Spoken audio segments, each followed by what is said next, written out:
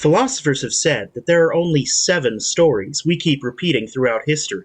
Tonight, we're gonna pick one and tell it again. This is The Treatment, a podcast about stories with your hosts Billy Beck, Cody Beck, and Mark Lucas. The Treatment is filmed beside a live studio audience. And that live studio audience has on their Christmas jumpers because it's December, and that means it's Christmas times. I'm stuck on you saying jumper. I listen to a lot of fucking British people. And I forgive you.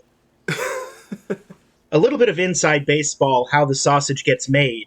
The date today is October 16th, but if my math is correct, this should be coming out in December. So Merry Christmas. Your math is rarely correct, but I told you it's coming out in December, so... Your Merry math Christmas. is correct. No, my calendar app doesn't lie to me. I didn't count days. Because it is Christmas right now as you're listening to this. First we need to review last week's. We do, thank you. Last week, we made the film Still Life. Entertainment Weekly provides this review. Still Life is sentimental, high-concept fluff that works. Exactly what we were going for. And now, we're going to be doing something a little bit different. We are temporarily retiring the spinning circle of stories for the rest of the year, and we're instead having the spinning circle of Christmas.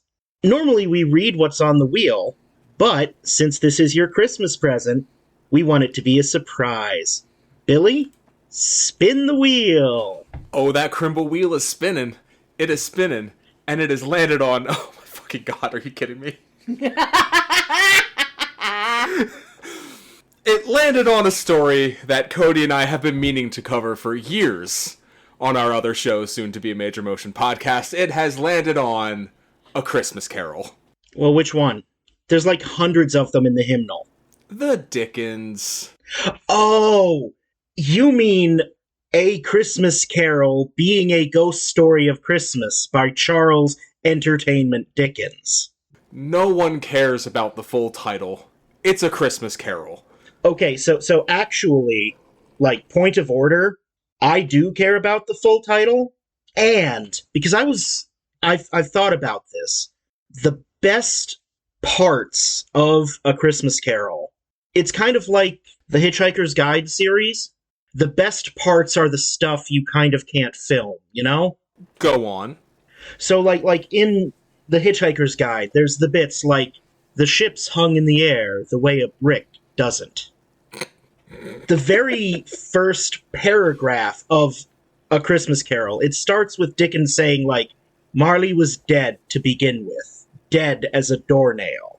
And then he goes off on an entire fucking paragraph-long tangent about, why do we say dead as a doornail anyway? You'd think a coffin nail would be the deadest kind of nail.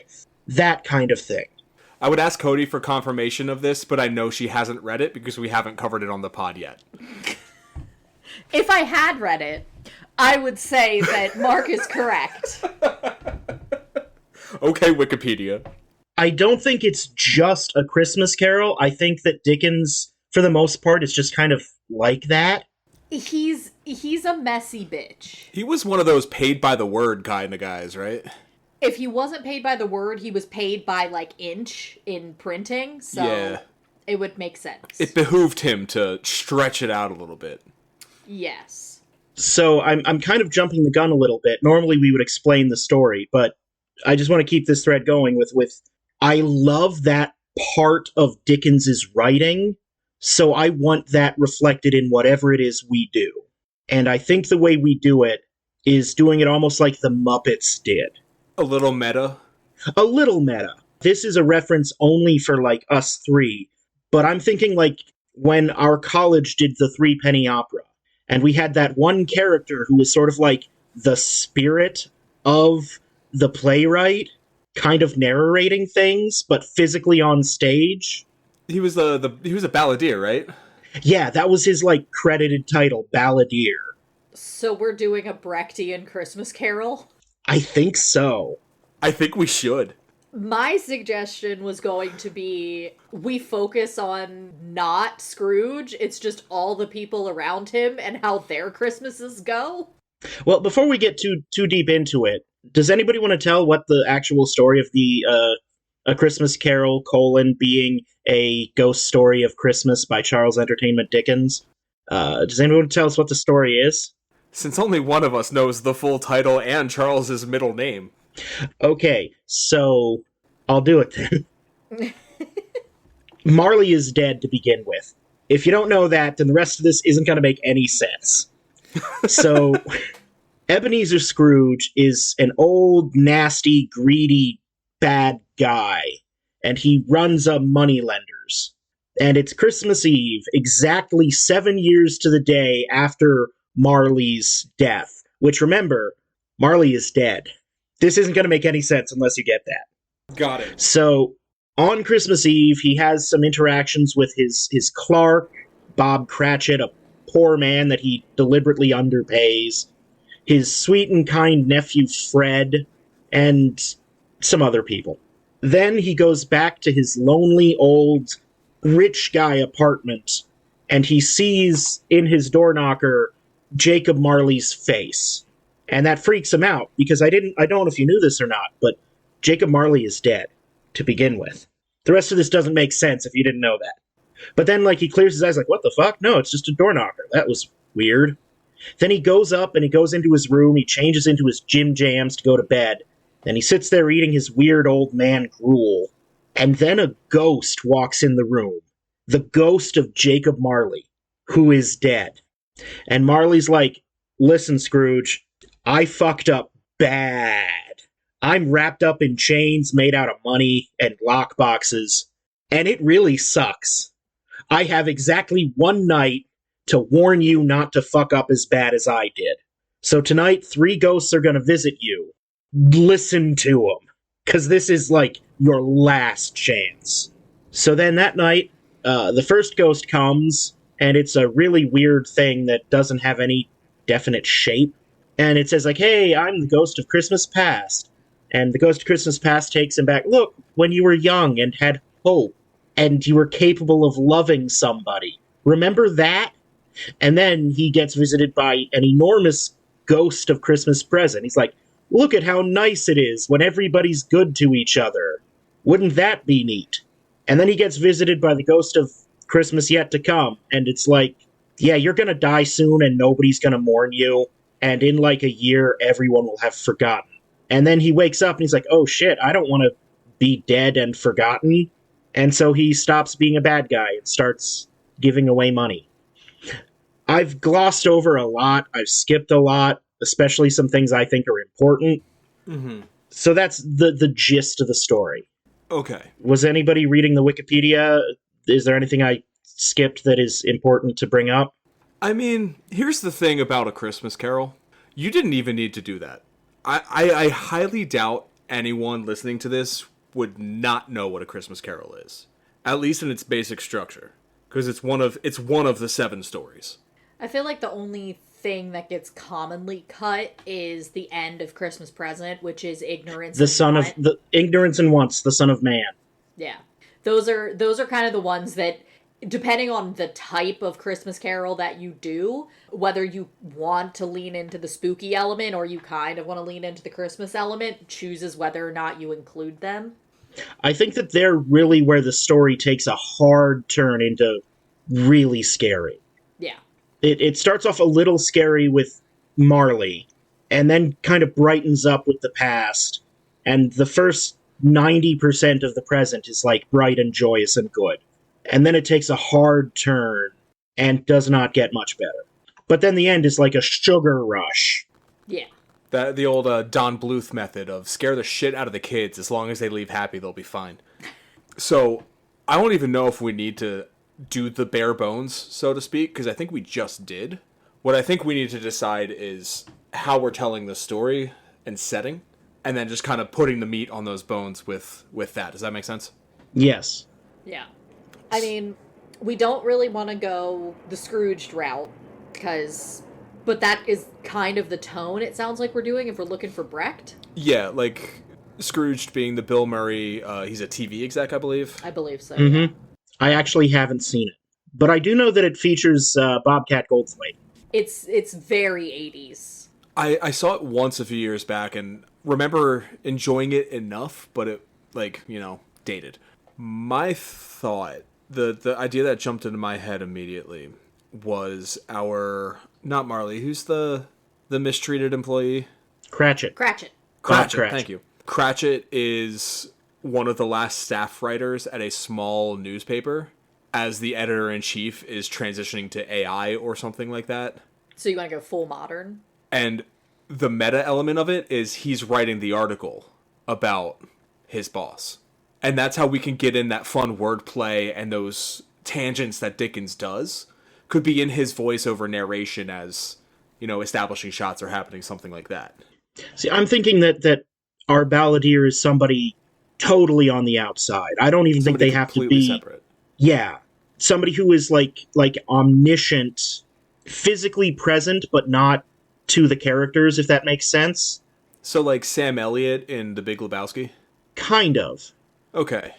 Ghost of omniscient narration.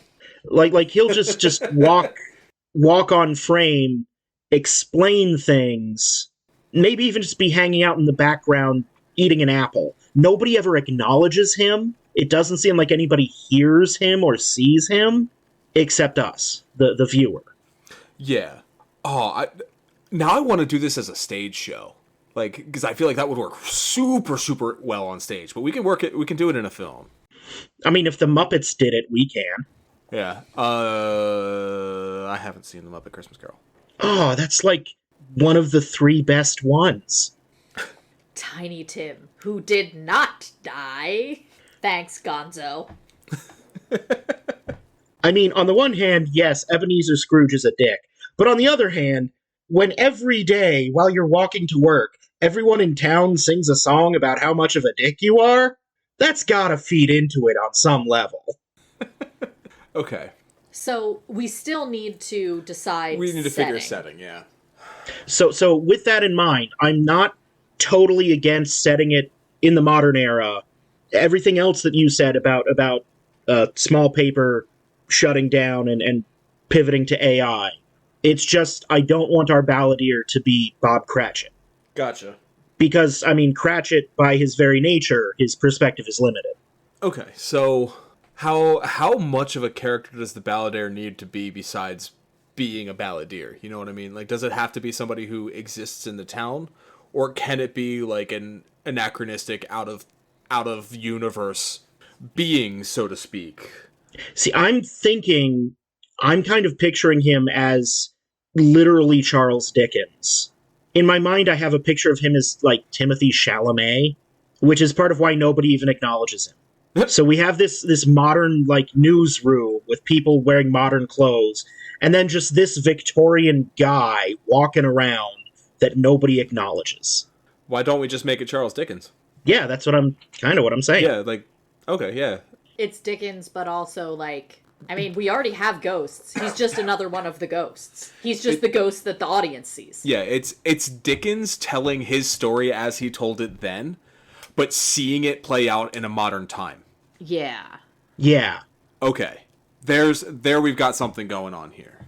I don't hate the idea of the newspaper switching to AI, but also, what if he could still be a moneylender. He could just be a loan shark. Yeah, I'm okay with Landlord. leaving paper. Paper was to get the writer element in there. Okay. But if we're doing something different than loan shark or like a corporate landlord. Yeah, like property manager, something. Private equity. Something. Ooh. Oh, yeah. Like private equity, hedge fund, something. Yeah. Because then you only need venture one or two. capitalist. Because I want him to be still, like, relatively small, but profitable. Because it's one of the things is, like, there used to be 2 of you, now there's only 1 of you, but you're still functioning, and you've got your assistant.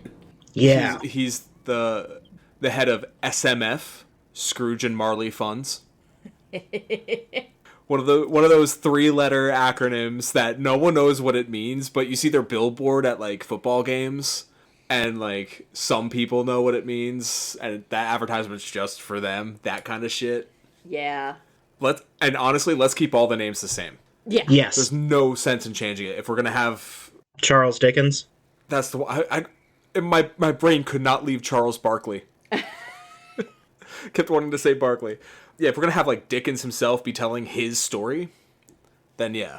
And I think I want it to begin 7 years ago at Jacob Marley's funeral, which we spend almost no time on it. Just a shot of like it's a drizzly gray winter day, casket, headstone, a minister, and one man standing in black, and Dickens maybe even leaning on the casket like, Marley was dead to begin with. You have to understand this fact, because the rest of this story does not make sense. And we can even include the little... Now, I don't know why we say he's dead as a doornail, but knock knock, he's dead. And then as the casket gets lowered into the ground, we kind of do a time lapse over the credits and like a generic business montage, stock tickers and green arrows going up, and cut to 7 years later, Christmas Eve. We could even be following Scrooge walking back to his office, and it's like bright, shiny, clean door, and then all of a sudden, when we're getting to the present, it's like a little bit scuffed, the name is peeling. I think maybe if we do that, we even include more of the monologue of Marley's sole assign, sole legatee, sole recipient, sole executor, and sole mourner, his partner Ebenezer Scrooge. Then the montage of him walking and business and the sign fading in. And we've got the scene with people coming to collect for charity, which, is that just a phone call? Could be phone call, could even be email. Yeah. Like he's getting a GoFundMe for Tiny Tim. I want to say that's like a Zoom thing that comes up on his calendar. Mm. And at first he's like, what the hell is, what is this? I don't remember. Mr. Scrooge, Scrooge and Marley's, I believe. Are we dealing with Mr. Scrooge or Mr. Marley? Mr. Marley's dead. Oh, well then, Mr. Scrooge. He doesn't end up giving the money. Mm-hmm. And disconnects, deletes the email. And I want to say he yells for Cratchit. Yeah, I think this is introducing Cratchit here. I feel like another thing we need to pull is this West Coast, is this East Coast? I think it needs to be East Coast because we need snow. This is New York. Yeah. It's too magical realism if we make it snow in LA. Hey, they did it with cheese. We need, you're right. I'm just thinking about it. It has to be New York. It has to be snow, but it can't be good snow. It has to be shitty, slushy weather. Yeah. I'm just trying to figure out, like, the scene of, like, Cratchit trying to warm his fingers over his candle and, like, trying to sneak another thing of coal on the fire. Yeah. What is the modern equivalent of that? As Scrooge calls for him, he's, like, trying to turn up the thermostat, and and he's like, fuck, and walks in. I'll turn it back down. Not even turn it up, turn it on. Yes. No, it's in Scrooge's office. So it's just, like, his hand reaching around the... He's got fingerless gloves on because he's, like, gotta type still. But then, like, he'll hold his hands over the exhaust vent on his computer to try and warm them up.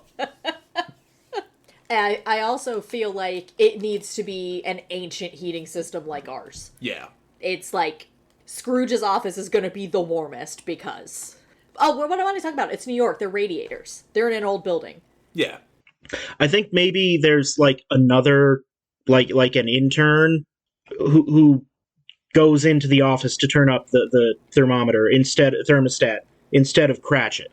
And that's where we get as soon as anybody gets the idea to turn up the heat, that's when Scrooge decides it's time for them to part ways.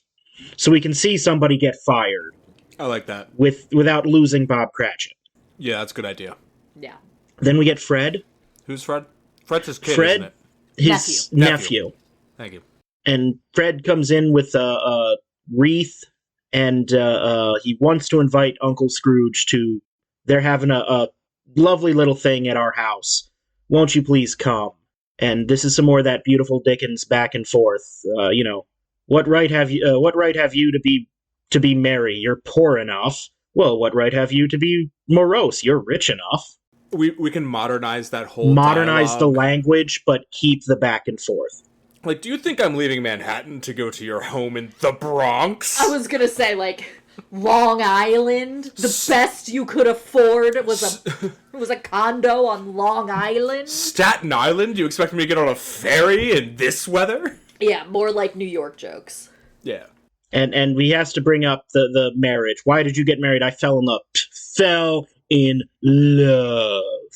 This is gonna come down to casting. Do we even want to hint at racism? I think we want to keep it light. Okay. Keep it light, keep it fun. I like where your head's at. I think we just stick with classism here. Yeah. I do think that could be a funny reveal later, though. Like, one of the ghosts is like, why didn't you want him to marry her? They're clearly in love. She's poor. It has nothing to do with the fact that she's Hispanic. No, she's just fucking poor! Like, the ghosts think he's racist. And he's offended that they think he's racist. That's not a bad runner, actually. Like, no, it has nothing to do with that. So then Cratchit asks for the day off. Yeah. Private sector, baby. No holidays are guaranteed. Do you have any PTO left? Yes, I always save one day. No, he doesn't. But it's Christmas, sir. I mean, everybody else is going to be closed. There'll be nobody to trade with. One of the things... This is where we tap into the Chinese market. The Federal Reserve is closed. Nothing happens tomorrow. One of the things that always bugs me about Christmas Carol is that it's over the halfway point before Tiny Tim is introduced, and he's an important element. I want Bob to just have a throwaway line here that's just like, after Tim's latest episode, I had to use all of it for the hospital stay. I'm out. How about when, an establishing shot of Cratchit's desk, we see a picture of Tiny Tim, and while Scrooge is on the Zoom call with the charity, Cratchit is reposting the GoFundMe link for Tiny Tim. Yeah. Like, it's just an insert shot in there, just establishing the characters exist and their motivations. Like, while one is turning down charity, Cratchit is trying to promote one. Yeah. So ultimately, he does get Christmas Day off, but that's it. I expect you to be here on Wednesday morning, 8 a.m. sharp. Bob, I want to say he meets Tiny Tim, like, waiting for him outside the office. Mm-hmm. And he carries him on his shoulders as they go to go down into the subway. Yeah. I feel like it should be like Tim and one of the older-ish kids. Yeah, I wouldn't want Tim to be alone on the streets of New York while being crippled. That's... People keep trying to give him change. He's like, no, I'm just waiting for my dad. I stopped because I was like, could we do a bit where he's getting change from strangers? He's like, people kept giving me dollars. Yeah, I was like thinking as they're walking to the subway, someone gave me a tenner? Well, our subway ride is free then. We'll stop and get hot chocolate on the way home then. So then, Scrooge locks up. He eats. I think first he locks up, then takes like an Uber to a rich man's social club where all the other fine rich men, and this is very fast, like almost in montage, as he goes, shakes hands with a few men and keeps walking, because we're going to come back to them later when he's dead and they like barely remember him. I will say taxi instead of Uber, it's less personal. Yeah. Okay, yeah. Could we eat? Is it too much icing on the cake to have him steal the cab from somebody else? No, I think that's like in character.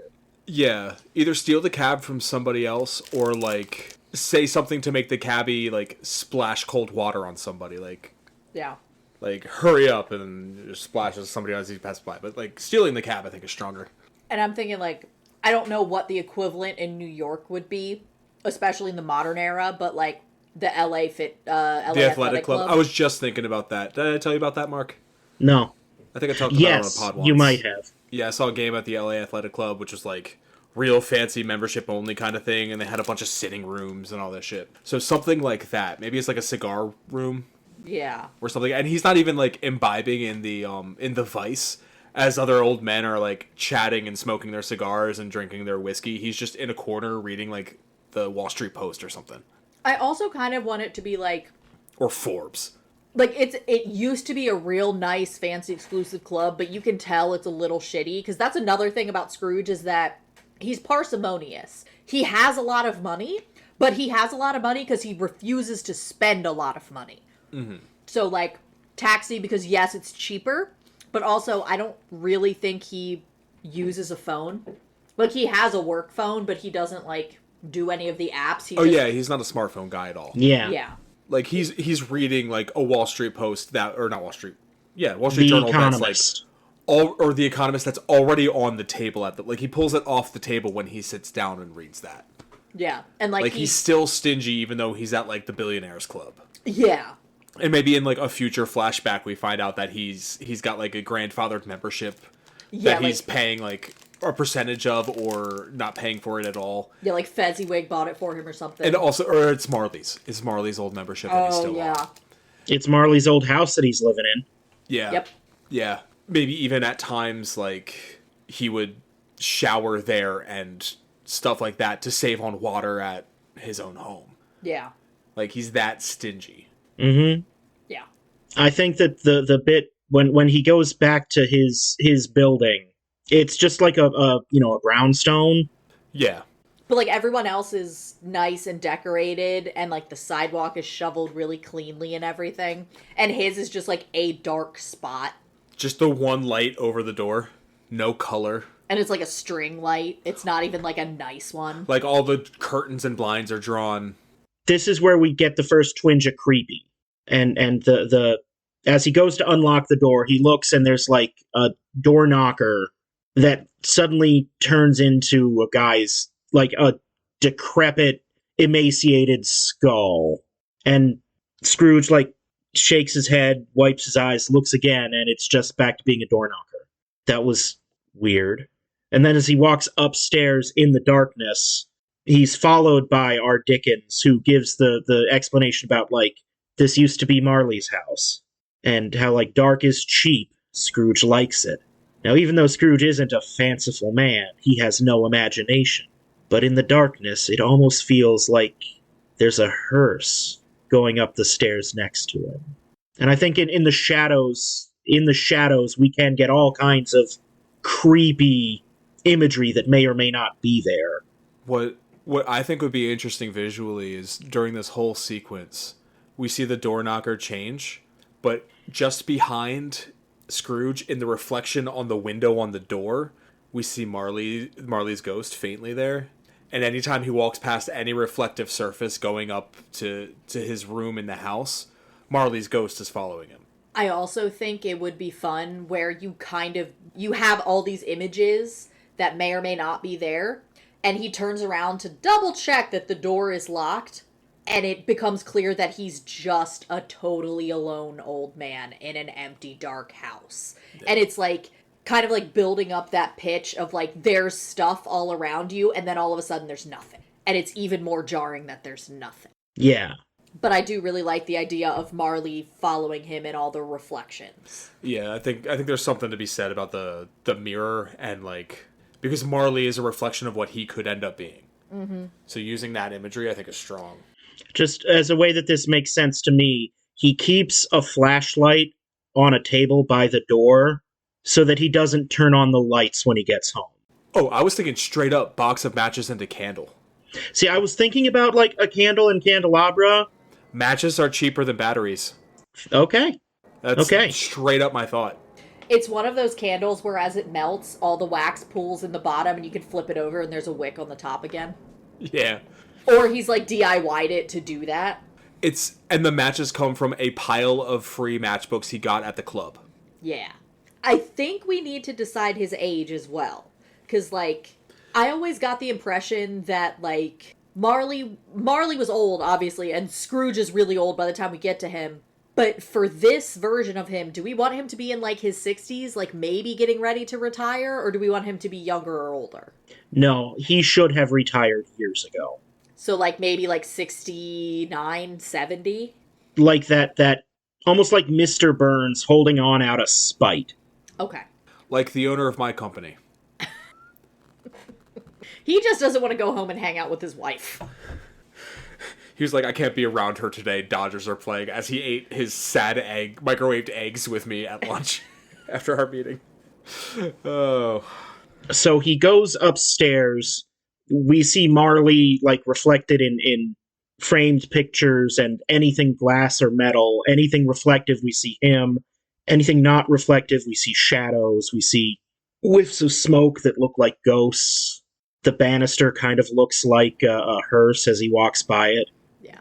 Because I was thinking, like, in the original, he just, like, he eats his gruel, and then he, like, goes to bed, because he's nursing a head cold, I think.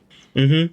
Do we want him to be one of the old people that has, like, a treadmill in his house and just, like, walks on his treadmill for 30 minutes before he goes to bed? He's a New Yorker. He doesn't need it.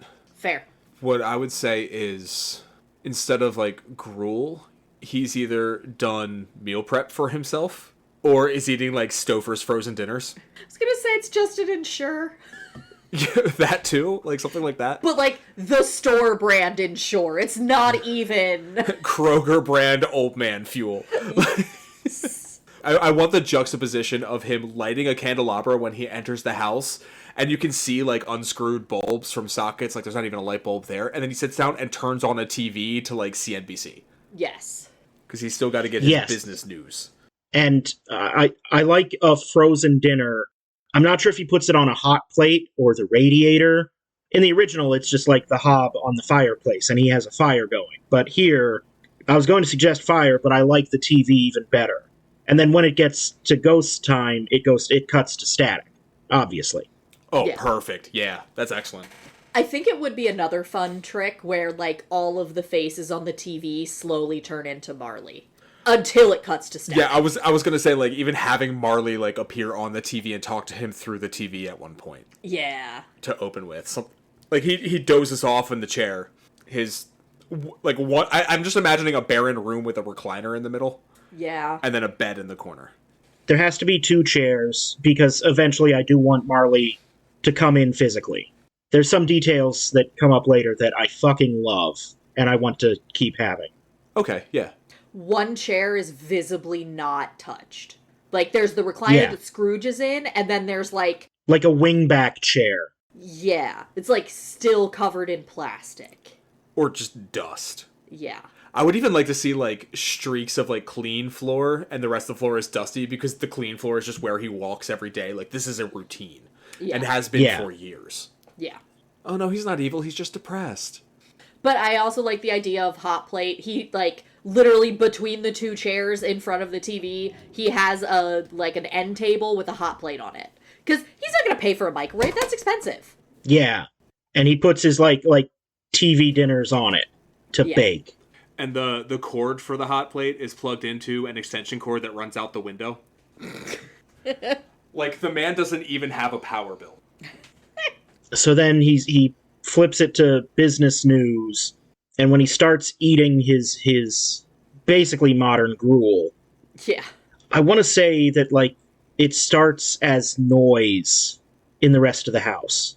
It does. It's like those creaks, and... First, it's like... This is an old house. Dragging chains. Yeah. Somebody's driving with snow tires and their chain came loose. But no, it's closer than that. And then... It sounds like they're coming up the stairs. Yeah. Like, he rationalizes it to himself. And then it starts sounding like all of the other doors in the house are being slammed open and shut. Yep. When he first gets into his room, I want to say he locks the door before sitting down to watch TV.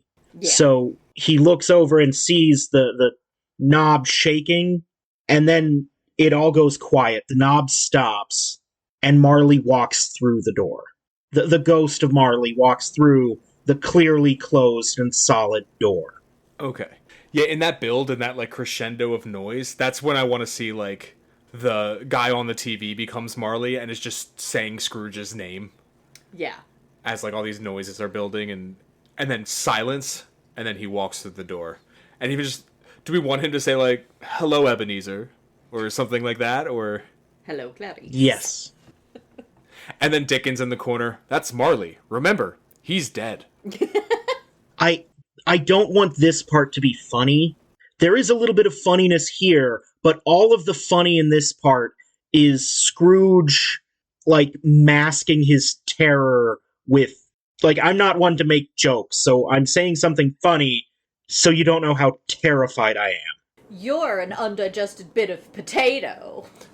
Why, there's more of gravy than of grave about you, whatever you are. This Stouffer's dinner must be expired.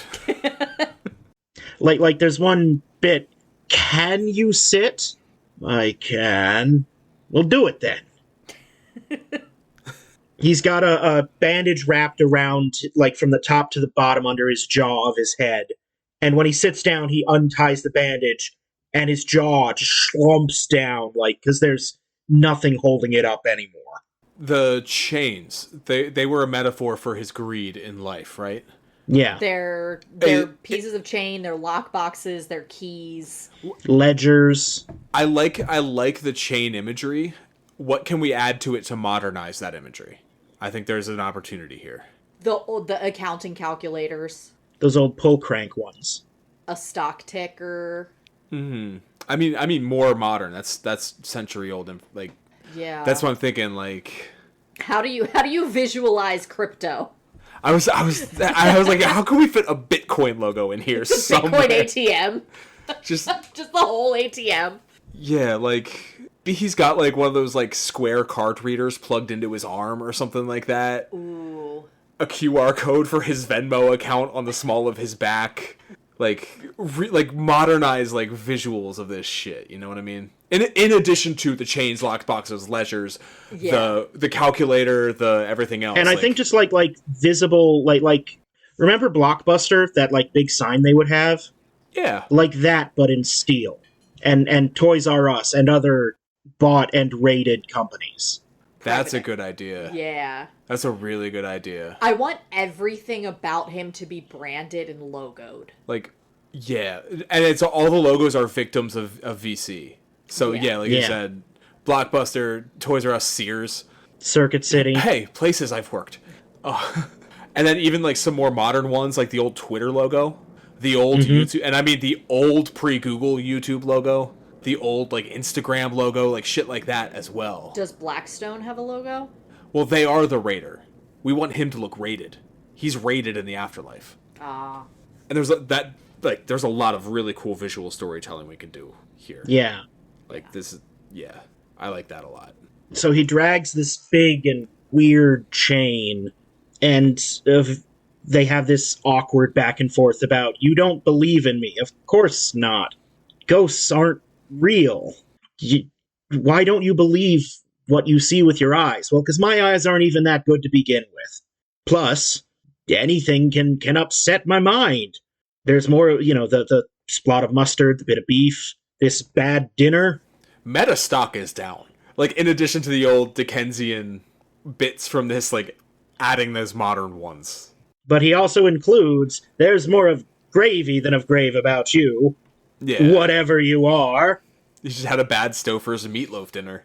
He had one of the recalled ones. It's a pasta. The radioactive shrimp. Radioactive shrimp from Walmart.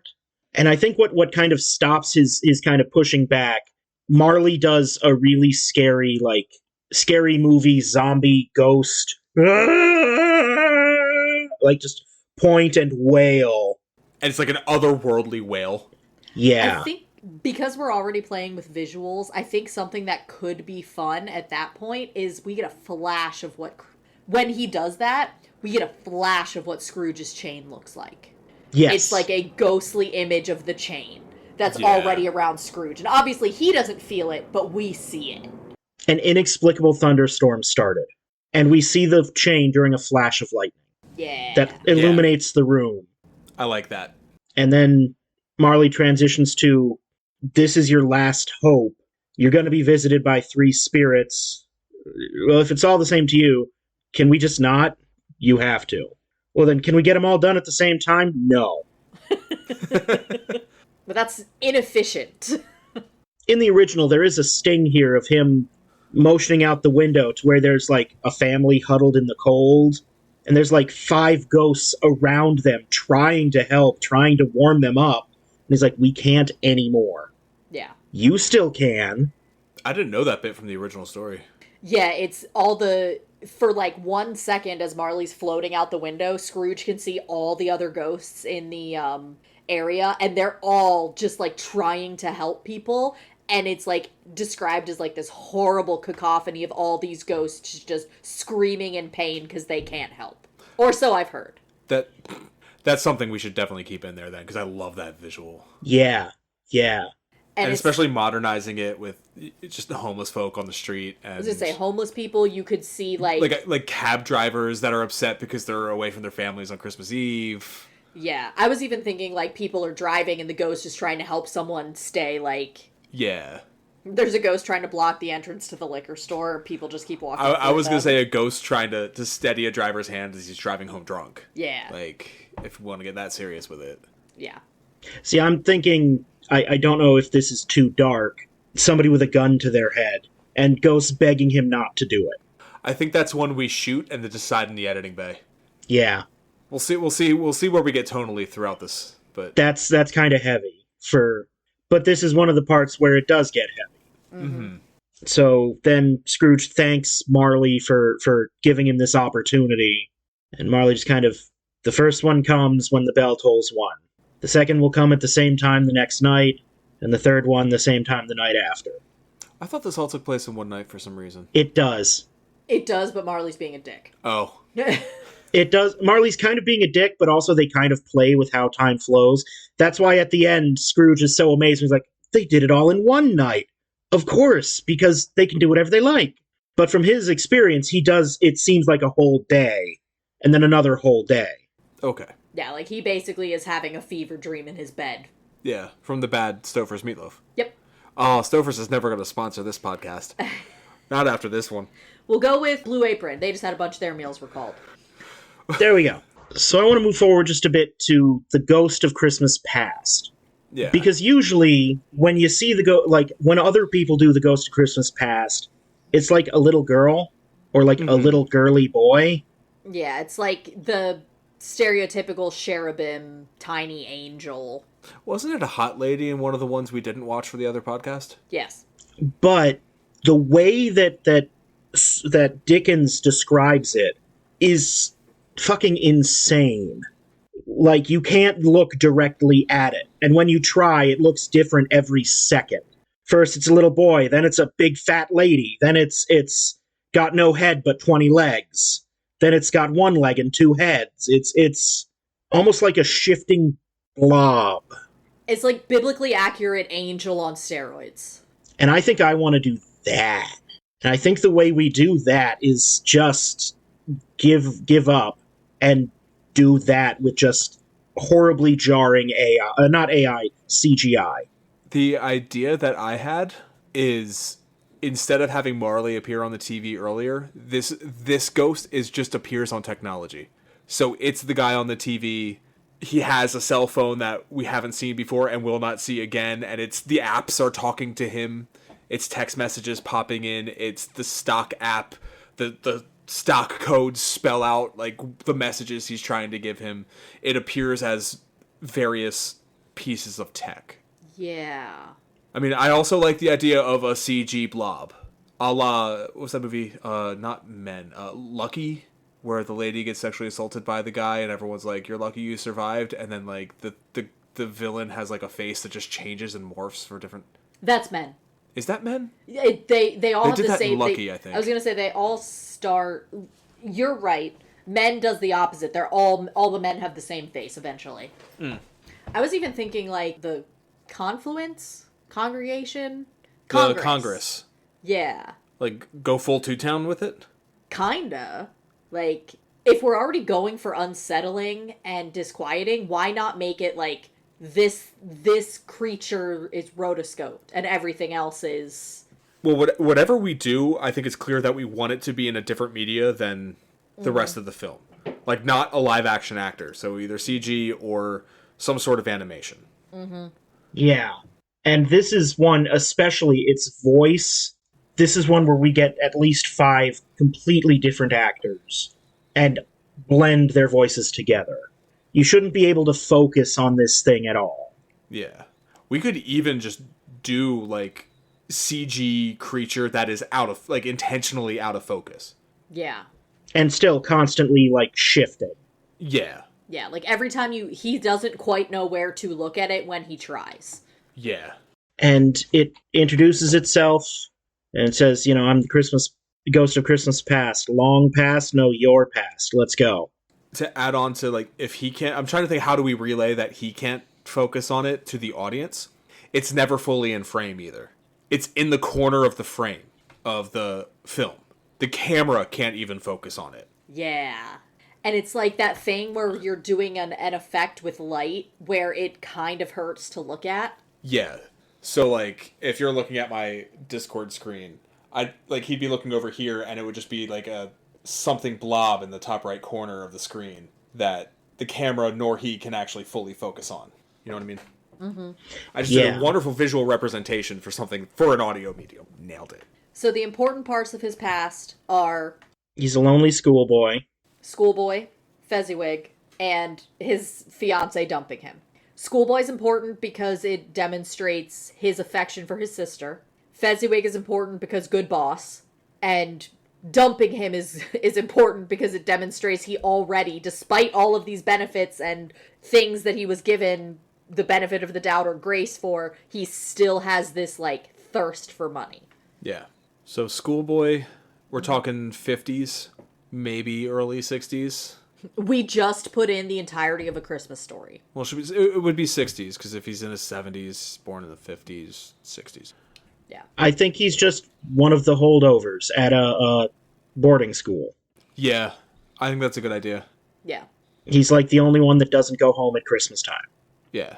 And then his sister shows up, and she's like, come home. It's better. I want whoever... I know we're already messing with the camera a lot, but I kind of want his sister to almost have, like, a glow about her. Like, she is clearly the best thing in this scene. That's simple. That's lighting. Okay. You backlight the actress. Something like that, Yep. Yeah. Yeah.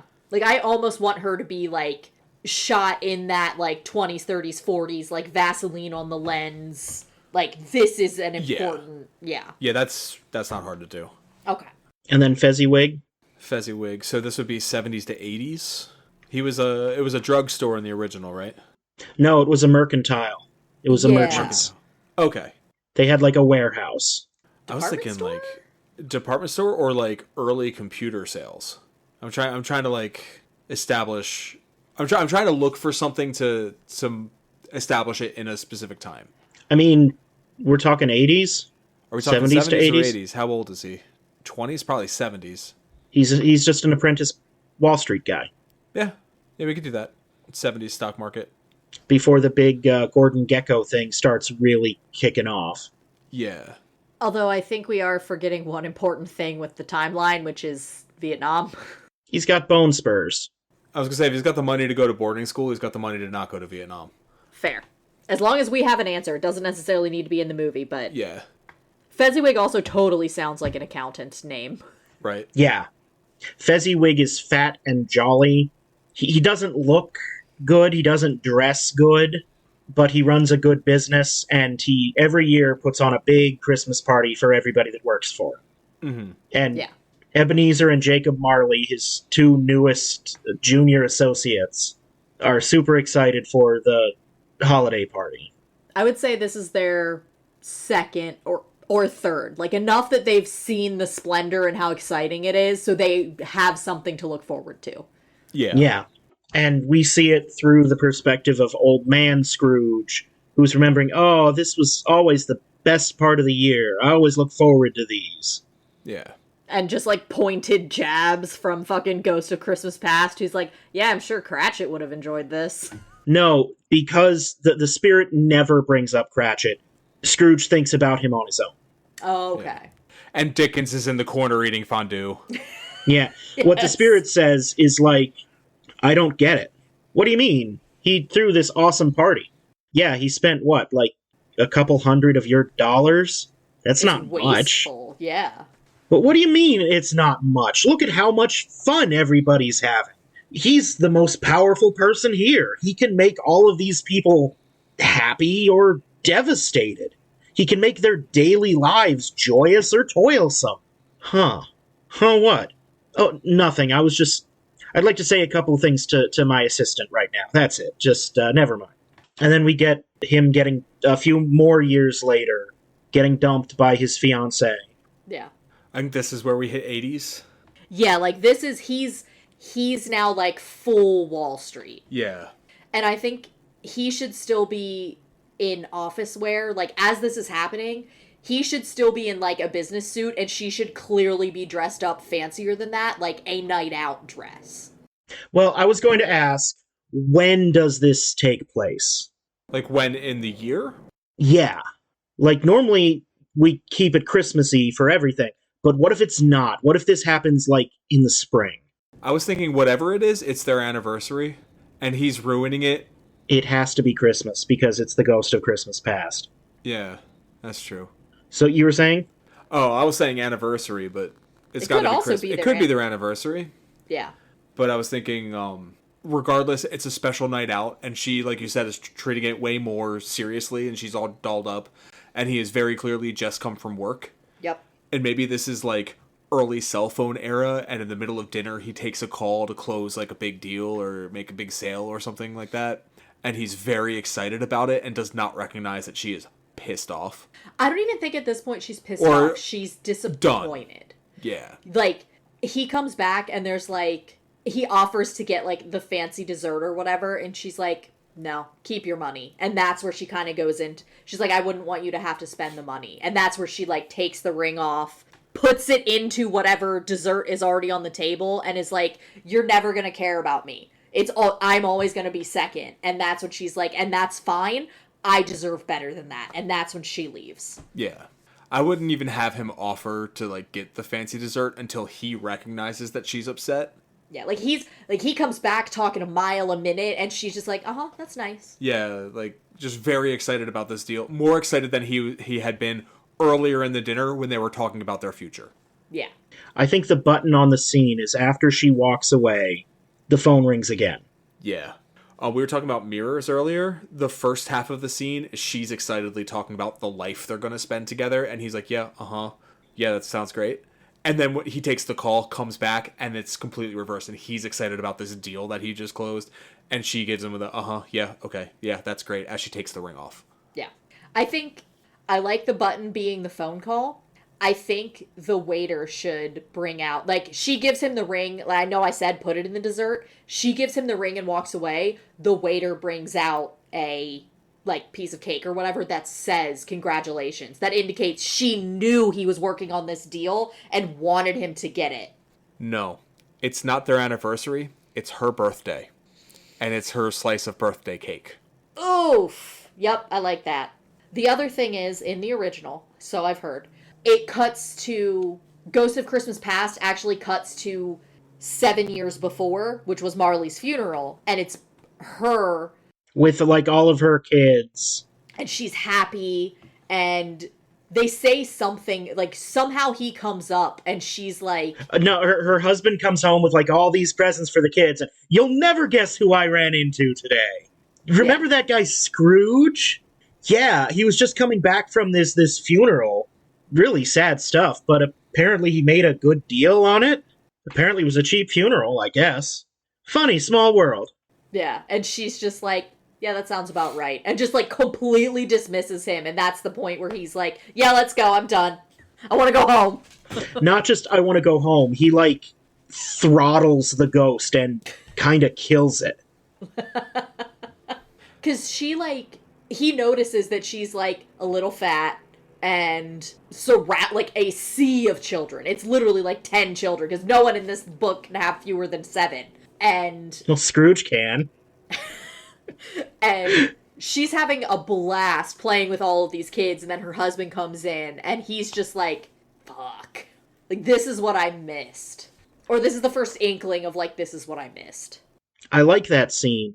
Do we want to keep it? I feel like yes. It couldn't hurt. Maybe they just run into each other on the subway or something when he's on his way back from the funeral. Yeah. No, I don't think he's there at all. He doesn't even know that this happened. Oh, no. I think Bill was saying that when the father comes back, he's like, guess who I ran into on the subway? Yeah. Yeah. Okay, This yeah. is like a plausible... Like, I was trying to think of like how to modernize like how they would meet. Yeah. And it's like, you could also throw a line in there like, I didn't realize someone that rich would still take the subway. Yeah. Well, it's cheap. Yeah, that sounds like him. He used Marley's tap card that he took from his pockets after he died. It's not tap card. What is it in Metro Metro card, I think, in New York? Something like that, yeah. So you said he like throttles the Ghost of Christmas Past until he gets taken back. The way that we've described it, maybe he just like tries to do something like that and falls into the void that is the Ghost of Christmas Past back to his brownstone as sort of like a visual transition. Yeah, and when he wakes up, he's kind of like tangled up in a sheet. And that's why he felt like trapped. Yeah. Next, we get my favorite character in this whole thing. Come in and know me better, man. The Ghost of Christmas Present. I love this enormous monstrosity. I know that we're like not there yet, but it has to be one of the Hemsworths, right? Like, this is fucking Thor. No. And I'll tell you why no. I kind of want him to be fat. Fat and hairy. I'm thinking almost like if Jack Black could still act. So he untangles himself from the blanket that he's wrapped up in, and after he takes a second to catch his breath and notices that there's light coming through the doorway from the room he was just in. I kind of want it to be the bathroom, and Christmas Present is sitting on the toilet as if it's his throne. I kind of like that. I think it's a funny joke. I think he has to be sitting in the room that would normally be where you do Christmas, you know? And he's using Marley's chair.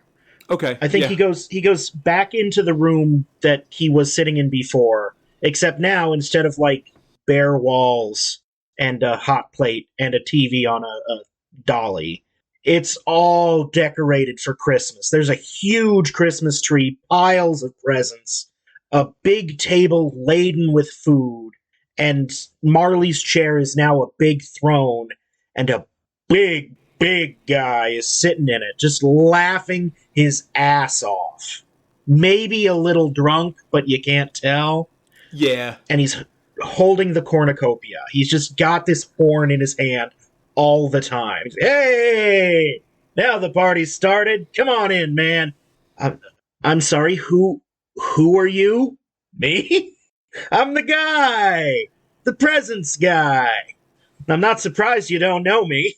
You haven't known any of my brothers. I'm the Ghost of Christmas Presents, and throws a bunch of gift boxes at him. I do love the bit about, I'm not surprised you don't know me. You didn't seem to know any of my brothers. Big boy like you has brothers? Yeah. At the time I was 18. I'd love more than 2,000 of them. Well, that's a pretty big family. Meanwhile, Dickens is in the back opening a gift, and it's an American football, and he doesn't know what it is or what to do with it. He tries sitting on it. It's a new hat. Ooh, that's and he nice. takes off the, like, crumply stovepipe hat he's been wearing up until now. And, like, this is a new one. Perfect, straight, even. They go out into the streets, where Christmas Present shows him, hey, this is what Christmas looks like. This is what happens when people, you know, live together in an actual society. When two people bump into each other and they start fighting, he takes his big old horn of plenty and kind of sprinkles them with fairy dust.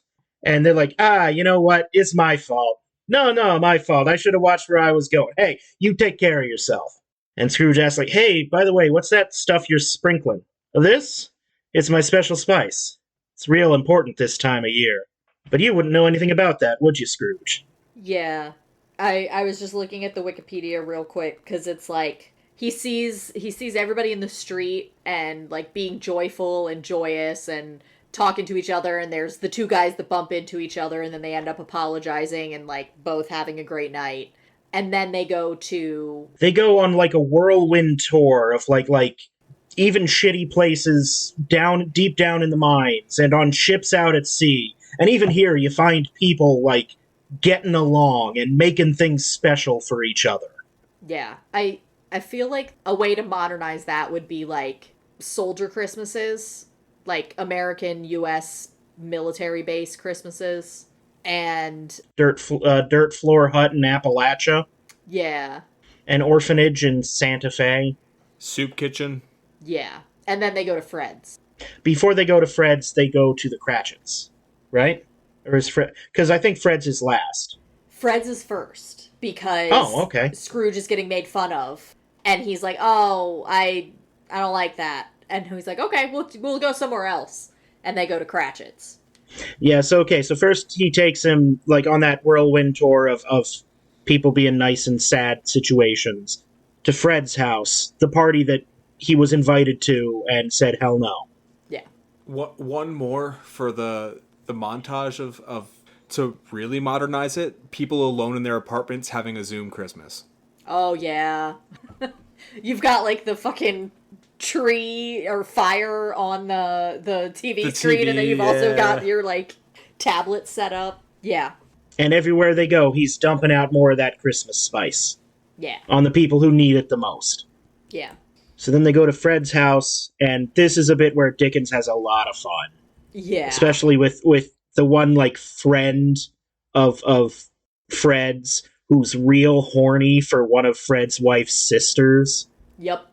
And Scrooge even starts getting into the spirit of playing some of the games until they play the guessing questions game. Oh, I've got a thing. I'm thinking of it's okay. I'm thinking of an animal.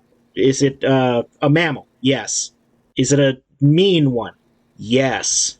Is it a bear? No. And eventually it's, I know, it's Scrooge.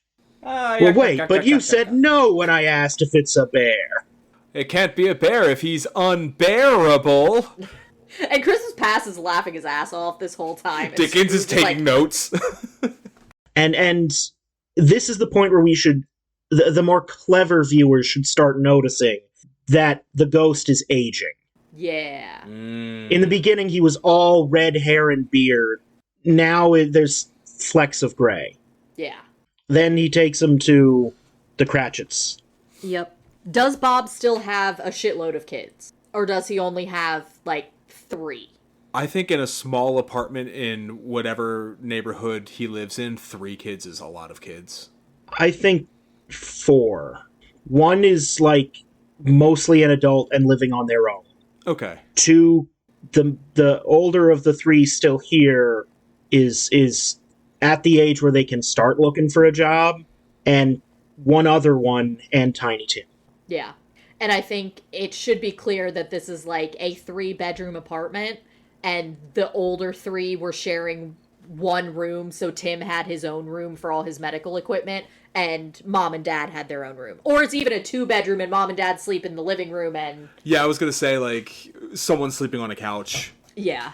I think oldest sibling, the joke that they play is that, oh, she couldn't... They play a joke on Bob where they're like, oh, she couldn't get off work, and then, surprise, I'm actually here. But I think that should be the line where he's like, man, even Scrooge gave me the day off tomorrow. And that's where she's like, just kidding, I'm here. And that's how Scrooge kind of gets brought into it. Yeah. No, and I only say that because Scrooge getting brought up is the thing that, like, ruins everybody's appetite. Okay. In the original, I really like how she, when she jumps out, it's because she's like, oh shit, I didn't mean to make Dad sad. Because he's, like, really sad that, oh, Martha's not here. She can't make it. Don't worry, Daddy. I'm here. And he looks like a puppy that you just kicked. And that's when she's like, oh, no, don't. I'm sorry, Dad. This joke isn't as funny as I thought it was going to be. And they hug. Yeah. And then it's after dinner, they pour drinks for everybody. And they're like, Merry Christmas to everybody.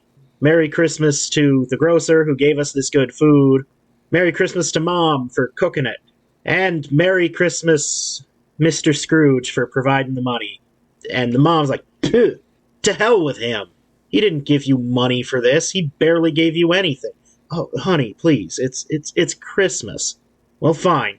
For Christmas. Not for that asshole. I don't know if we want to go this dark, but maybe even Tiny Tim has like a little thimble of his like juice or whatever, and he starts Like, he takes a swig of it and, like, starts coughing on it. And so they have to, like, kind of carry him off screen. And that's when Scrooge is like, what's gonna happen to him? Like, do you know the future? And that's when the ghost of Christmas past, or Christmas present, is like, I don't think any of my brothers are gonna know him. Hits you with that devastating line. I see a crutch without an owner, and an empty place by the fire. And the fucking decrease the surplus population. Yeah, hit him with his own words from earlier. Yeah. And I want us to do the Children of Man bit. Yeah. So as they leave, they're just walking almost through Central Park. It's dark. You can barely see. Now everybody can tell that the Ghost of Presence is old, and he doesn't have much time left. Scrooge notices he's walking funny and asks, do you have something under your coat there? Oh, here? Yeah. And he opens it up. And they're kind of like orphans, and they're kind of like monsters. Yeah. And even Scrooge is like, recoils, like, oh my god, what are those? These are your children. And what are they? The girl is want. Ignorance and want. Ignorance is want. Fear them both, but especially the boy. I think it would be another fun thing where Scrooge looks at the boy and the boy is himself. Like, he sees his face. It's like a de-aged, the younger actor who played him in the flashbacks. Yeah. And that, I feel like he should... I'm trying to think of, like, a transition. It's just, like, he sees his face and flinches back and, like, trips. And maybe when he sits up again, he's in his bed again. Yeah. Now we get to the spooky part. That wasn't the spooky part? That's the part that I understand why a lot of versions cut it out. Yeah, but I think, especially if we're modernizing it, we need to keep that in there. Yeah.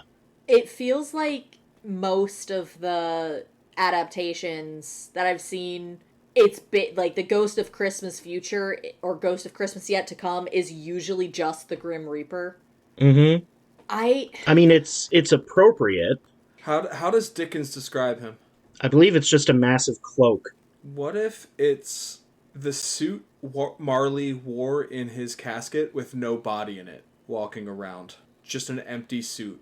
I don't hate that. No face, no like actual human features, just a voice coming from a walking funeral suit. Well, that's the thing. It doesn't speak. Oh, it This doesn't ghost speak? never speaks. Okay. So instead of an empty suit, it's a suit with a skeleton in it. But like specifically the suit Marley was buried in.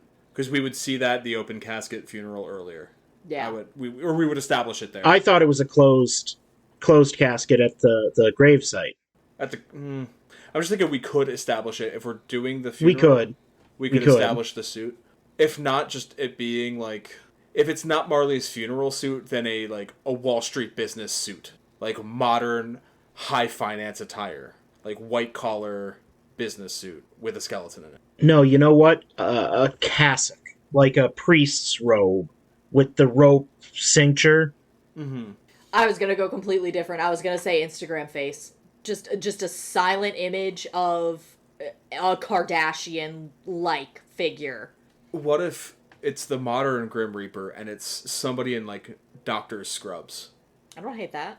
What if it's a skeleton in Dr. Scrubs? But with the surgical mask over the face? Yes. Yeah. But no eyes, just the skull. Like the full body almost surgical scrubs.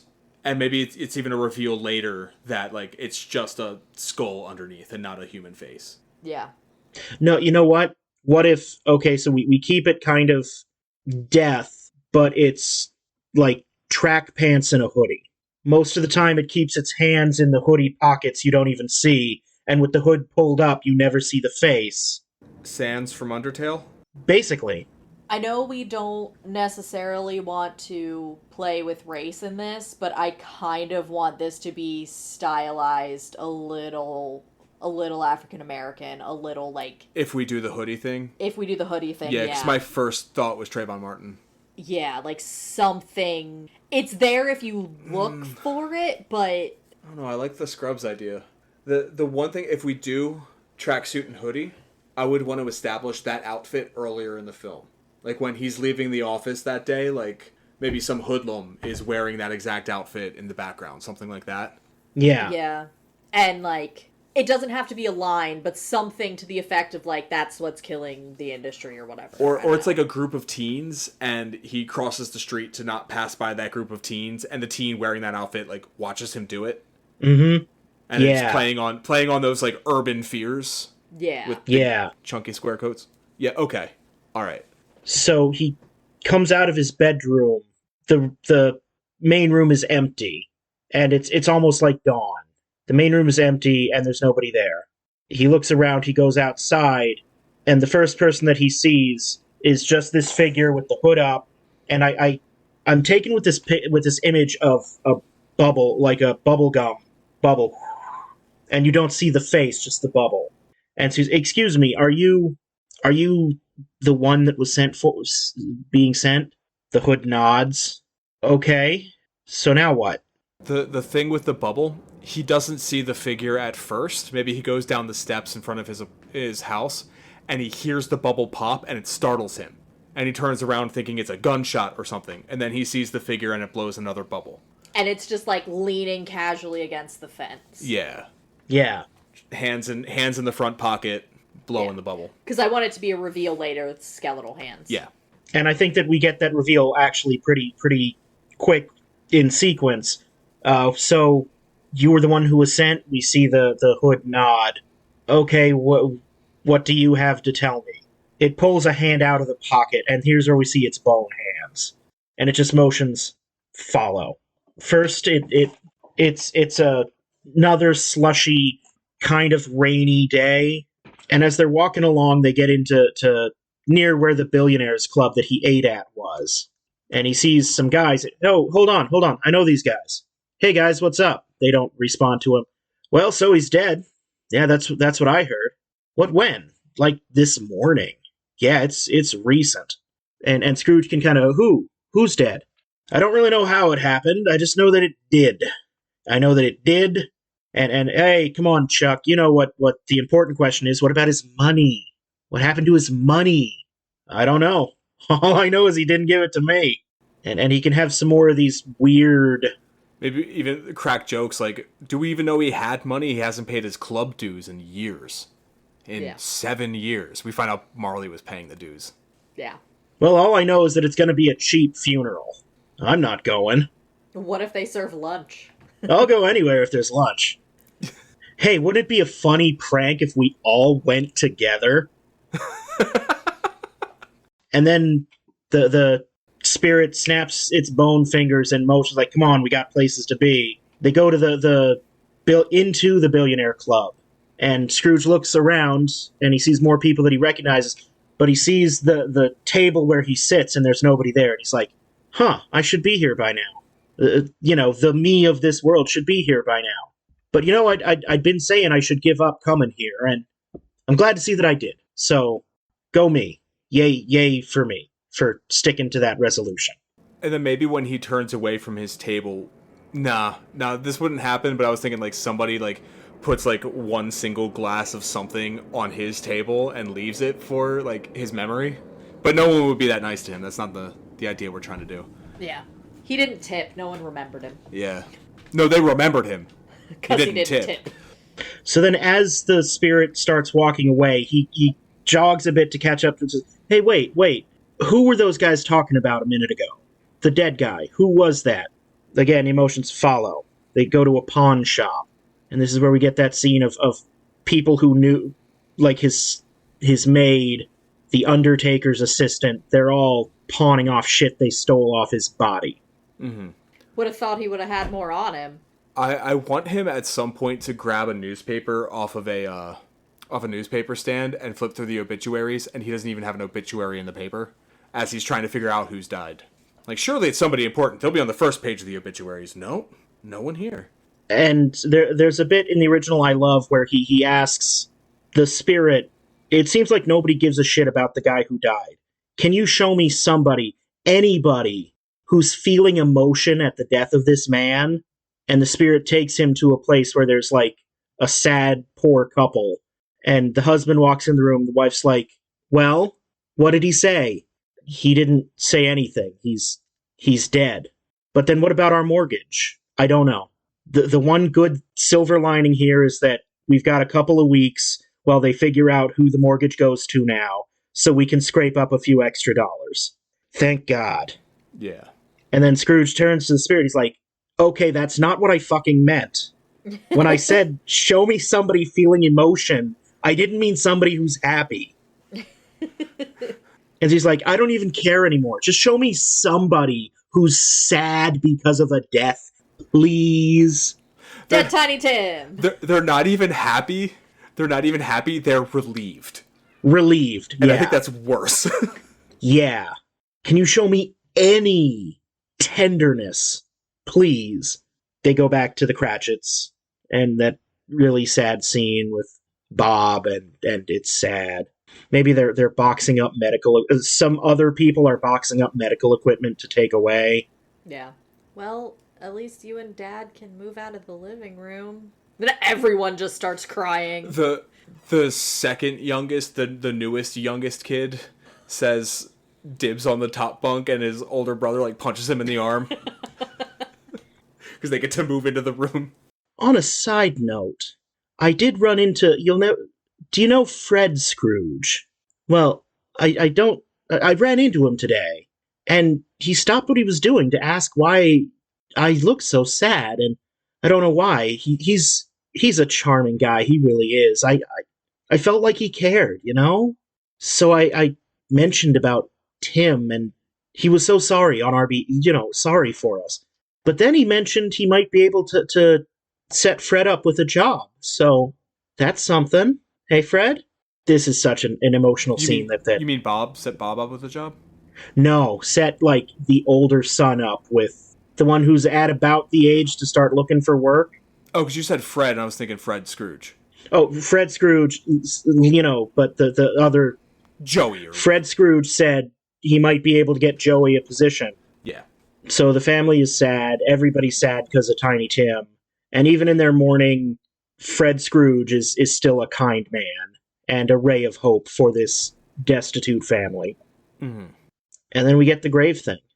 Sorry, just to add on to the Fred thing. Fred was going through the accounting, and it's such difficult, there's so much to dig through that we're going to need some assistance at the office. So Bob gets to keep his job, and they're going to pull in the oldest kid for assistance. Yeah, that works. Yeah. Then I want to say Scrooge asks that man from earlier. The rich man. The rich man. There's something bothering me about that. Can you show me more? The bony finger makes like a, circle motion. And in this, we just do with like a camera swoosh. He's now alone in the room with, at like the morgue. And there's a body with the sheet over it. And Scrooge can't bring himself to move the sheet and look at the body. Then the bony hand kind of takes him by the shoulder and pulls him away. And when he looks up, they're in a shitty graveyard. Not even like a nice one. Like it's dark and dead tree, and it points. Scrooge approaches the grave, then he stops and turns back and says, wait a minute. Before I look, tell me something. And it shakes its head no and points. And Scrooge kind of drops to his knees and grabs onto the pockets in the hoodie and says, please, why do this? Why show me this if this is already set in stone? I mean, these are only shadows of things that could be, right? This isn't like the future. I can still change, right? It doesn't move, it just keeps pointing at the grave. And if I change my ways now, maybe some of this could be different? Point. And then finally he crawls over to the grave, and it's covered in snow and slush. And when he wipes away the snow, of course, it says, be sure to drink your Ovaltine. We know what it's fucking Here Lies Scrooge. Yeah. Yeah, this part we don't need to change at all from the source material. He springs back and starts begging the spirit as he shakes the hoodie. First, I want just one bit where he shakes it and the hood comes down and we get a full blast of skull face, maybe with like flame eyes. And then as he puts his head down and keeps begging, when he looks up, he's in his bedroom again, just kneeling on his bed. And it's dawn. It's a little bit after dawn. Like, it's early, but definitely sun is up, and only some people are outside. He goes, "You there, boy! Hey, you! Yeah, you! Come here!" What's this weirdo want? What day is it, man? Today? Are you crazy? It's Christmas. It's Christmas? Of course it's Christmas. This whole thing. It's Christmas. How much of this we all know the ending, right? Yeah. Go get the turkey in the butcher shop. The one as big as me. I think there's some opportunities here for modernization. The yelling out the window, "What day is it?" Most people ignore him, and like maybe somebody even yells something like, "Go back to the hospital, old man." And then out of another window, "It's Christmas now. Shut up." Just like make that real New York. Yeah. He goes into a box marked for emergencies only, and it's a $20 phone from Best Buy, like landline phone, that he plugs into a jack to order the turkey. Like he pulls out a dusty Yellow Pages to look up the butcher's phone number and shit. No, I think that this is like a Nokia, like cell phone. Oh, like an old track phone from the early aughts? With like a note from Fred. From Fred, and then Fred's phone number is written down there. "Call me sometime." Yeah. Yeah, that's good. That's good shit. It's a jitterbug. Yes. Yeah. I want him to make a stop. He goes to Cratchit's first, right? Or does he just go to Cratchit's? He never goes to Cratchit's. He never goes to Cratchit's? He just sends them the turkey? In the original, he sends them a turkey, and like the whole time he's laughing to himself, "Oh my god, this is such a great joke. This is a huge prank. They're gonna have no fucking idea who sent them this massive it's bigger than Tim, it is." So out here, there's a restaurant that does, or not a restaurant, there's a grocery store that does full holiday meals. Mm-hmm. I think a modern version would be, "Hey, grocery store that does this, do you have 7 servings left? I will pay double." Is it too late to place an order? Yeah, is it too late to place an order? We've got 6 left. Perfect. I will pay double for you to do this and send it there. And I think instead of just like the turkey, he sends them the full meal with the full fixings. Yeah, I think that's a good idea. Good modernization. Send it care of Santa Claus. Yeah. I think we could have a fun scene of him bewildered in like a wine and spirits, trying to find a good wine to take to Fred's. I also want him to stop by his office where the computer is to fully fund Tiny Tim's GoFundMe. Yes. And he also, the one that he deleted, he sends them another email that's like, "Can we have a meeting on this day? I would like to discuss." "Sorry, I was in a bad mood.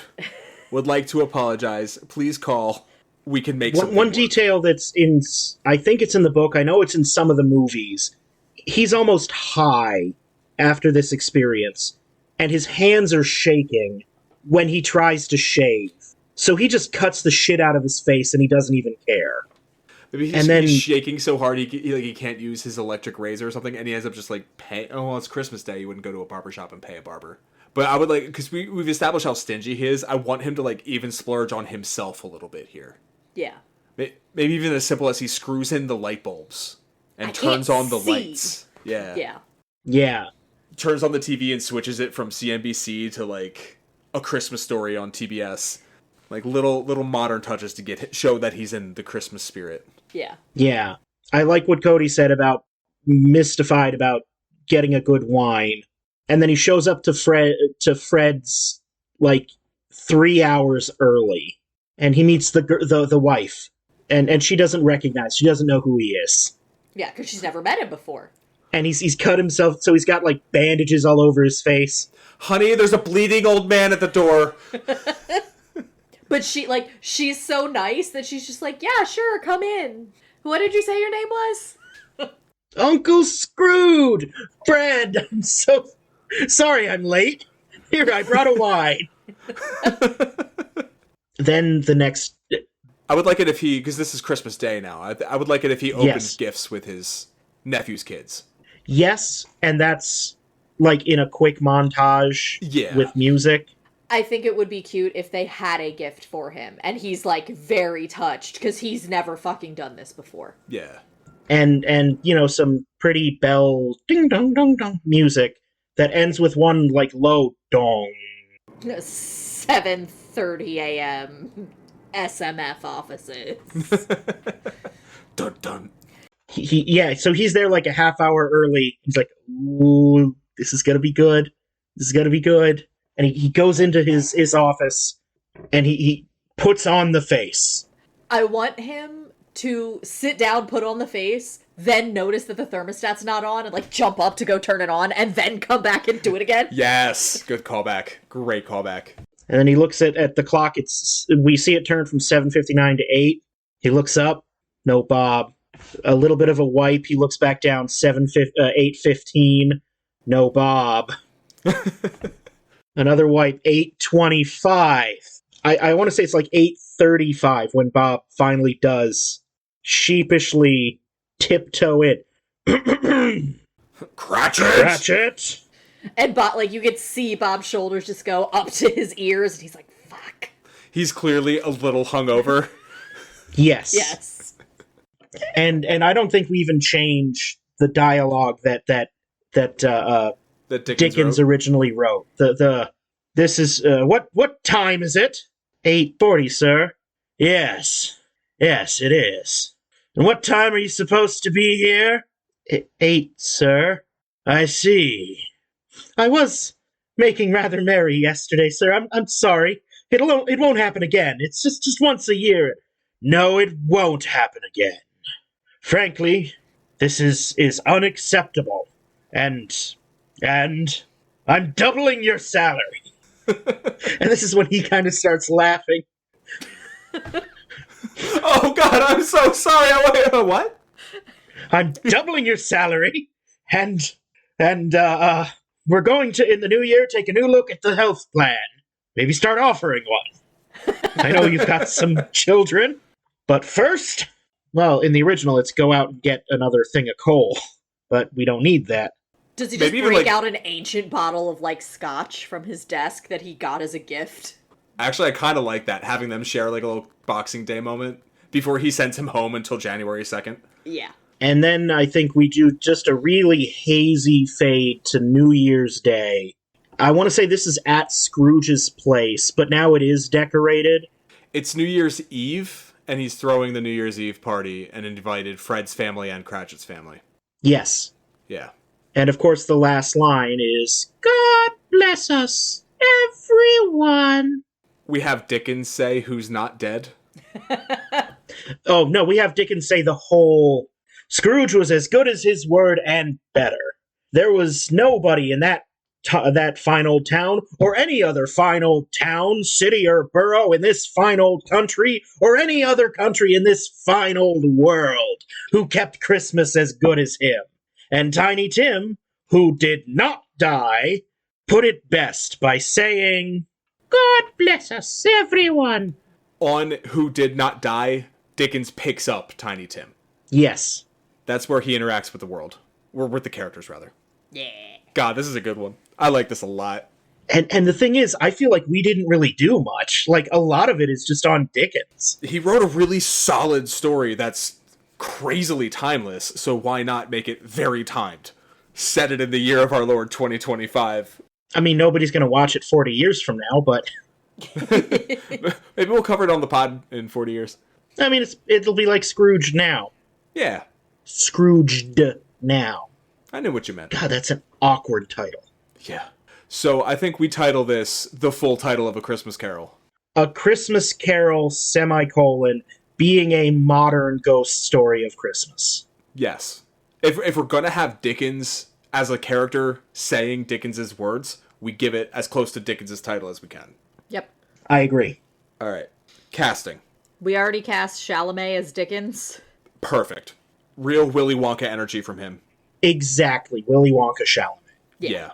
All right. Scrooge. Frank Langella. Who's that? Googling. Yeah. Frost Nixon. Yeah, he won the Oscar for that. He played Dracula. He was in Wall Street Money Never Sleeps. Captain Fantastic. He's Robot and Frank, Cody. Yeah, that's good. I like that. Oh, he was in Captain Fantastic as well. Yeah. Okay. Marley. I wrote Steve Buscemi. Ooh. I was going to say Michael Caine, but Steve Buscemi works. Yeah. Michael Caine can be one of the voices in Christmas Past. Yes. We also need a young Scrooge. Technically, we need 2 young Scrooges. Do we want to cast them as the same person? I think we No. should. Oh, well, sorry. wait. Child Yes. Scrooge. We'll cast somebody who looks like young adult Scrooge. And then young adult Scrooge will be both under Both. Fezziwig Yeah. and getting dumped. Okay. Yeah. Let me look at a picture of Frank Langella and see who might... Oh, Michael Cera. Look at Frank Langella and tell me Michael Cera isn't... It's not bad. If not Michael Cera, Eisner. Not Eisner. Oh, Jesse Eisenberg? Eisenberg, yes. Yeah, one of those two I think would nail that. Mark? Yeah. I'm on board with that. Cratchit, I wrote down Steve Carell. I feel like he's too old. That was my hang-up. He's too funny. Have you seen Little Miss Sunshine? Yes, that is a good point. He's got it. I mean, I guess he does have an adult child, but I'm thinking if you've got an adult child and a... Yeah, he's got... Like, Steve Carell's in his 60s. We need somebody, like, in their 40s or 50s. Yeah. I kind of want to cast somebody not white. Okay. Do we go to our old favorite, Dev Patel? He's not quite old enough. Yeah, I was going to say. Tony Revolori? K-Hi Kwan? K-Hi Kwan. He's a little old, but... Asian don't raise him, baby. Yeah. Wait, how about... Let me find his name. Oh, he's in his 50s. Yeah, he's in his 50s. He's the right age. Years active, 84 to 2002, 2021 to present. God bless you, K-Hi Kwan. How about... I am going to completely butcher this. Waris Aluwalia. Would you mind spelling it for me? Warisahluwalia. This guy! This guy. Yes. Gee, which of us has been watching a bunch of Wes Anderson recently? A bunch. All of them, thank you. Am I wrong, though? No, you're not wrong. This guy, Cody. Yeah, I just pulled him up. Yeah. For those who don't know, he was in a handful of Wes Anderson's films, including The Life Aquatic and Darjeeling Limited and Grand Budapest Hotel. But he was also in things that aren't by Wes Anderson, like Ocean's 8, All Quiet on the Western Front, Okja. Inside Man. Yeah, no, he's done a lot. Ballerina this year. He directed an episode of Poker Face. So do we like him for Bob Cratchit? I think that's awesome. Yeah, I like that. Fred? One of my go-tos, James Marsden, is what I'm thinking. Yeah. I just need to remember what he looks like. Yeah. I had kind of thrown out, it's not right, but it's close to what I want. For present, Jack Black. That's wrong, but it's kind of a direction. Look up David Harbour. He's in Stranger Things, and he's the dad in Black Widow. Yeah. He's got the Yeah, vibe. this is exactly what I want. This is exactly he's the what exact I want. look. I wrote. What did I write down? Nothing. I wrote the Scott's Lawn guy. What's his name? Because he was in the 2011 The Thing. Harju, I think. Yeah. Very, very Norwegian name. I really like David Harbour. No, David Harbour's perfect. Exactly what we need. This doesn't help for I'm jumping ahead a little bit. This doesn't help for young her, but for later her, Meryl Streep is his fiance. I was thinking for young her, Amanda Seyfried. And they were mother-daughter in Mamma Mia. Perfect. Fezziwig. I wrote down Jonah Hill. Don't know why. Maybe I'm just thinking Wolf of Wall Street. You might be thinking Wolf of Wall Street. I think we can do better. I think that's definitely a comic actor. Carell? I always pictured Fezziwig as a bit larger. Galifianakis. Yes. Perfect. Do we need to cast his sister, or are we just going to say a type? Because that's a kid. Yeah, with the kids, That's I think a we kid. just That's cast the a kids. type. Same with Tiny Tim. Yeah. Future's a skeleton. No, We don't have to Tiny cast. Tim is definitely Brennan Lee Mulligan. Future is just a skeleton. Past is a menagerie of voices. Yeah. So we'll pull... And I think we just pull iconic voices Yeah. and blend them together. Or just a bunch of voice actors that can do mimics of, like, James Earl Jones. And actually, Tara Strong. I'm very against AI, but if we could get the voices of a bunch of dead actors who have famous voices. So, like, Vincent Price is in there, James Earl Jones is in there, like, Laurence Olivier's in there, female examples are in there. Tara Strong. The late, great Tara Strong. Jim Cummings. Jim Cummings can probably do all of them. Yeah. But I guess what I'm saying is we get voice actors to do sound-alikes of... Yeah. Yes. Orson Welles, like that kind of... Yeah. The guy from Casablanca and M with the bug eyes. Frank Laurie. Peter Lorre. Peter Lorre. Who's Frank Laurie? I don't know what I'm smoking. Weed. That's what I'm smoking. I didn't write down any other characters. Are there any I'm missing? Wife. Fred's wife or Cratchit's? Fred's wife. And Both. Cratchit's wife. I know I say this a lot for Cratchit's wife, character actress Margot Martindale. Who did we cast as Fred again? Or who did we cast as Cratchit again? Warren Salawalia. Yeah, I'm cool with Margot. But she might be a little old. Yeah, I'm thinking we can find somebody. Hold on. Thought. Like, let's dig back into the Anderson well. I was thinking Gwyneth Paltrow, but that's a little too easy. Angelica Houston's too old. She's too old. Kate Blanchett? Barbara Hershey? She's, like, in her 90s, isn't she? Is she that old? She's 77. So, yeah, she's a little old. Yeah. I'm just looking at Wes Anderson casts now. Yeah. What about Lana Parrilla? She's 48. She was the evil queen on Once Upon a Time. Yeah. She has that, like, harder edge to her that I want in Cratchit's wife. Mm-hmm. And then for Fred's wife, Ayo Edebiri. She's just beautiful, and we cast Lupita Nyong'o and everything. So... Ayo Edebiri for Fred's wife? Yes. She's 20 years younger than him, the actor that we cast. Oh. She's only 30. She's younger than us. Emma Stone? Actually, Emma Stone might be good. Although she's also our age. God, she's so fucking cute. Sorry. Distracted by Emma Stone. Is there anyone else that we need? Not really. We just cast a bunch of kids. We just need to, like, fully land on Fred's wife. Halle Berry. Does she still act? Sure. Okay, that works. Yeah. And what is the poster? I like the visual of his dark house on the street of decorated brownstones. With, like, one person... Like, the shadowy figure walking up to it. Like, we see the back of Scrooge. Like, it's dead center in the frame of the poster is his darkened brownstone. The silhouette of him and, like, a ghostly face in the reflection on the door. Yeah. And obviously this premieres, like... July. I was gonna say Black Friday. That would make more sense, wouldn't it?